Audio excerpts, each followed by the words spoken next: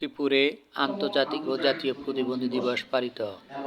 অন্তর্ভুক্তিমূলক টেকসই ভবিষ্যৎ বিনির্মাণ বিকশিত নেতৃত্বে এগিয়ে যাবে প্রতিবন্ধী জনগণ, এমন প্রতিপাদ্যকে সঙ্গে নিয়ে ৩ ডিসেম্বর মঙ্গলবার লক্ষ্মীপুরে আন্তর্জাতিক এবং জাতীয় প্রতিবন্ধী দিবস উপলক্ষে র্যালি, আলোচনা সভা এবং হুইল চেয়ার বিতরণ অনুষ্ঠানের আয়োজন করা হয়। সকালে জেলা সমাজসেবা কার্যালয়ের আয়োজনে জেলা কালেক্টর ভবন প্রাঙ্গণ থেকে র্যালি শুরু হয়ে গুরুত্বপূর্ণ সড়ক প্রদক্ষিণ শেষে আলোচনা সভায় মিলিত হয়। উক্ত অনুষ্ঠানে প্রধান অতিথি ছিলেন লক্ষ্মীপুর জেলা প্রশাসক রাজীব কুমার সরকার।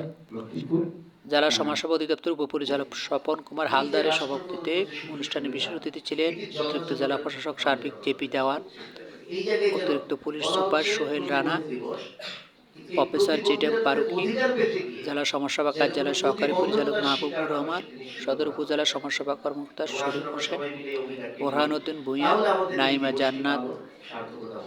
আলোচনা সভা শেষে দিবসটি উপলক্ষে 10 জন প্রতিবন্ধীর মাঝে হুইল চেয়ার বিতরণ করা হয়।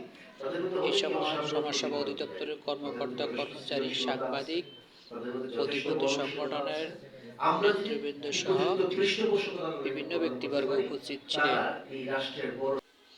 টেক্সট রিপোর্ট, না আমরা এটা আনার চেষ্টা করি না আর কি।